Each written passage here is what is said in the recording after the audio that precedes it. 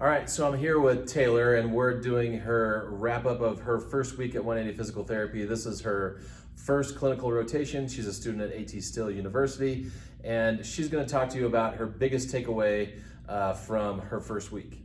Yeah, so far in my first year of PT school, we've learned a lot about treating symptoms that patients come in with and symptom modulation. And we learned that the thing we want to do is get rid of those symptoms so when they leave, they're feeling better. However, here at 180, I have learned to look beyond those symptoms and start looking more towards the cause. So for example, with lower back pain, we see people come in all the time, and the tools we've learned so far in PT school, we have a lot of the modalities, how to stretch the back and get it moving better. And here at PT 180, I've been forced and challenged to dig a little deeper and kind of think more of what is causing it rather than hyper-focusing on the symptoms themselves. So Taylor's done a good job this week of seeing things happen and then questioning what she's seeing happen rather than taking what she's seen and then jumping into symptom modification, how to make them feel better, like she was talking about. So talk about a little bit about the root cause of, so we'll take the low back pain patient that came in.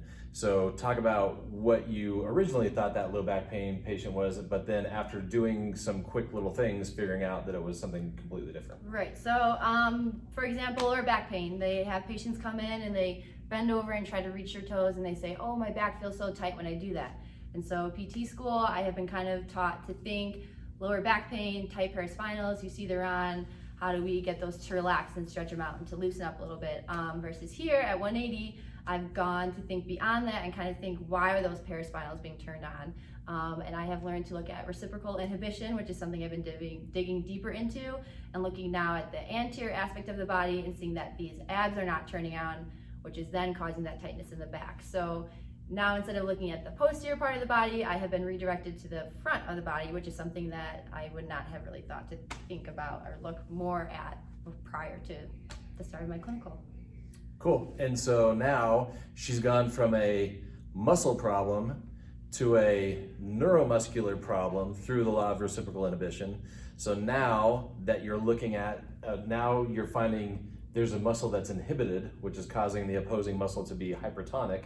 So talk about how you attack the inhibition now. So now it's all about firing those abs and getting those to work so then the paraspinals can then relax, avoiding the heat, the modalities, all that stretching that we're learning to use, and teaching those paraspinals how and when to fire, and also engaging the core to fire and when they should be firing so they're not getting that inhibition of any muscle. Cool. So that's her first week, big aha moment in a nutshell. Stop focusing on symptoms.